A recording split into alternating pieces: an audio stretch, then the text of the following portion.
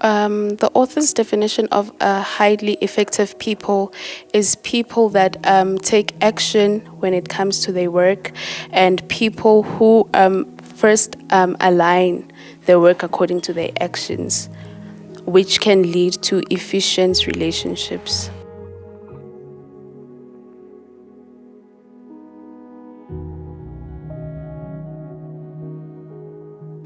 A habit is something that somebody does on a regular basis, and it can also come off as natural as it's learned onto them. One bad habit is procrastination, which I personally struggle with, as well as my age mates as well. It is something that we have allowed to be naturally induced onto us because we always have this thing that we're going to do it the next day.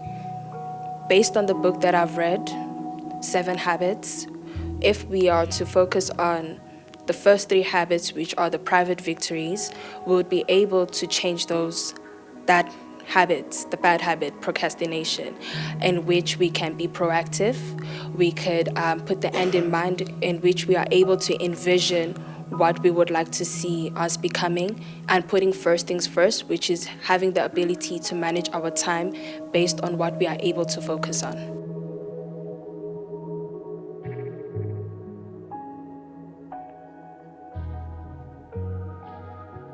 Of the 7 habits, I would choose being proactive as an important habit, because when you're proactive, you have to increase the circle of your influence as opposed to the circle of your concern. Being proactive has to do with the type of language that you use. Instead of saying, I can't do it, you can say, let's look at an alternative. Let's look at an alternative to do something. One habit that I feel like I can put into my life is first things first, because you can be proactive, you can be able to envision what you are able to do, but then if you do not know how to allocate your time properly, then you would not be able to get things done the way how you would like it to be done. When you do first things first, or when you are able to have great time management, you are able to do what you had in mind, and you are able to envision it and actually do it.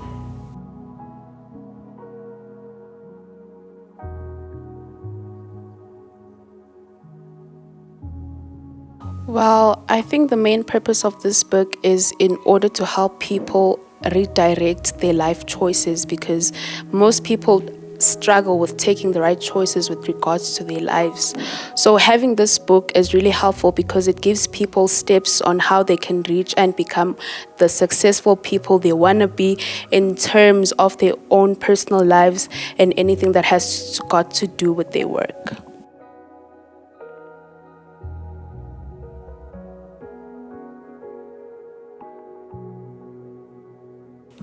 Yes, I do feel like these habits can help somebody who hasn't read the book, because not only does it advocate for you changing your habits, but then it also advocates for good character development, as your character is what is being put out in front of people. And also it can help you not only to win in private, which is the private victories, but then also to help others to win together. And also it is food for the mind, spirit, and soul. So I would highly recommend people who have not read the book to read the book. Also, I would like to add to that, right at the beginning of the book, he talks about being self-aware. Self-awareness is the ability to be able to choose. Instead of, animals have instinct, so animals operate and function on instinct purely. But human beings have the ability to choose. So we have a choice how we respond to a certain situation. And when you're forming good habits, I think it's about choosing. They say a habit is a composition of 3 things. It's knowledge, it's skill, and desire. So knowledge is what you acquire. That's the what to do and the why to do it. The skill is the how to do it, and the desire is the want to do it. So if you want to change your life, if you want to change a certain area of your life, it's a good way to start forming a habit. But you must want to do it. You must choose to do it. And it's all there. You have to envision it, to have the end in mind, It's to think about winning. It's about trying to be understood. Sometimes we don't listen. That's a bad habit. We don't listen at all.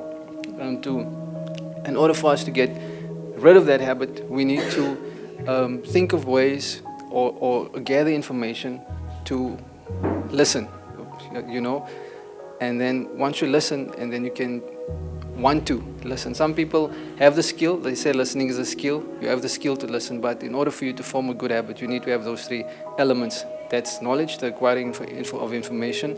That's the skill, the how am I going to do it, and the desire, the motivation to want to do it.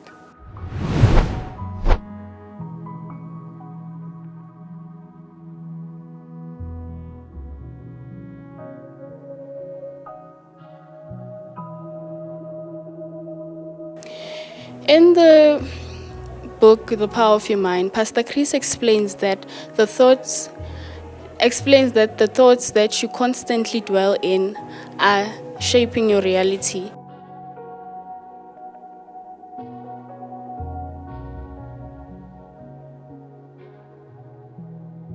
Meditation is a powerful practice that transforms your body, your mind and spirit. It is a mindfulness practice that involves training your mind into focusing onto one thing, relaxing, and also be more aware of the present. It's a technique to quiet a mind and also cultivate inner peace, and also helps one to connect with inner self.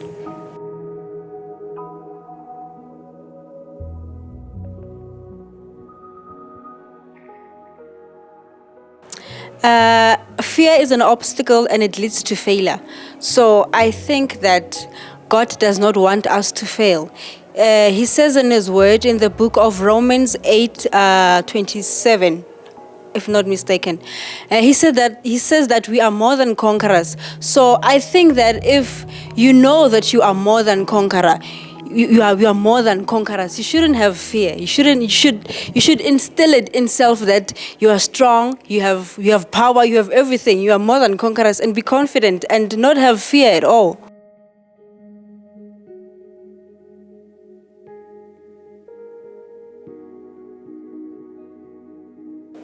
The thoughts they affect the decisions and actions. For an example, the positive thoughts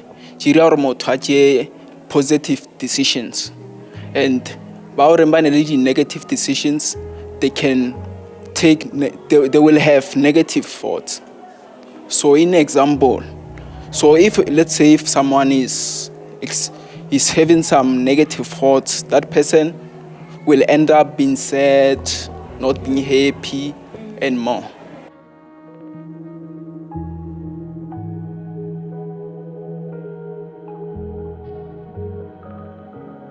I believe that in order for me to change the way I think, it is to simply write down everything that I'm grateful for, no matter how big or small is it, and bring more attention to my thoughts so that I can be aware of my thinking. And then I can start to plan to change the way I think for the better.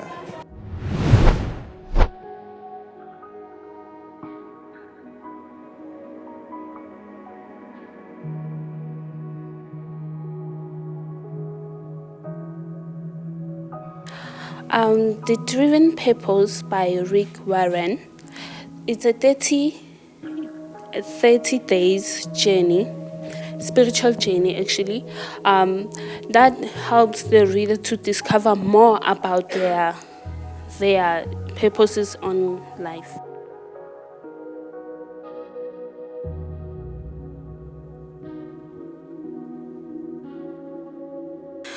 I don't have an exact opinion because it talks about a purpose which I have on earth.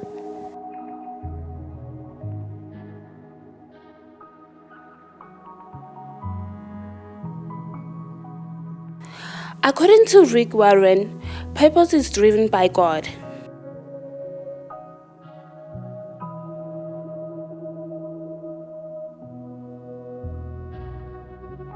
I suggest that the people who want to know more about their purposes on earth, about their spiritual journey, they will read the book to get more information about it.